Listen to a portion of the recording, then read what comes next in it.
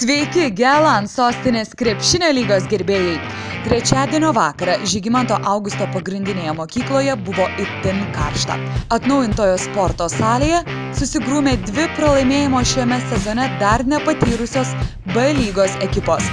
Savo aikštėje žaidusi Vilniaus miesto savivaldybė ir čempionės titulą ginanti Rybvaldos ekipa. Savaitės rungtynių titulą turėjusi dvikova pilnai pateisino savo statusą.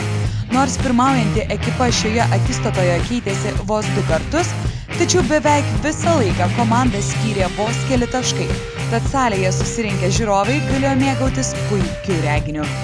Svečiai liko ištikimi savo ir net į svarbią akistatą delegavo vos 7 krepšininkus, tad aikštės šeimininkai nieko nelaukė bei nuo pirmųjų susitikimo akimirkų ėmė diktuoti varžovams savo žaidimo sąlygas 6-2.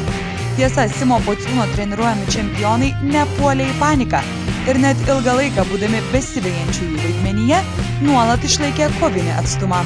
Esminis lūžis rungtynėse įvyko trečiojo kėlinuko pradžioje, kuomet Rybvaldos krepšininkai laimėjo sausą atkarpą rezultatu 10-0 bei atsidūrė priekyje 46-41.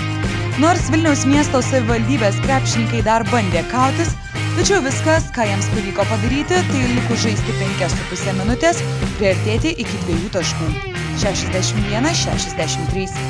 Vis tik netrukus Simo Pociūno auklėtiniai susigrąžino saugią persvarą ir išsaugojo ją iki rungtynių pabaigos, šventė užtikrintą pergalę rezultatu 74-66. Nugalėtojų komandoje rezultatyviausiai žaidė Algirdas Rakšnys, pelnęs 24 taškus.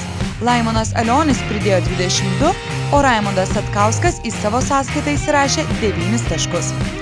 Vilniaus miesto savivaldybės ekipoje išsiskyrė dvigubą dublį atlikęs Gintas Petrikas – 18 taškų ir 11 atkovotų kamuolių.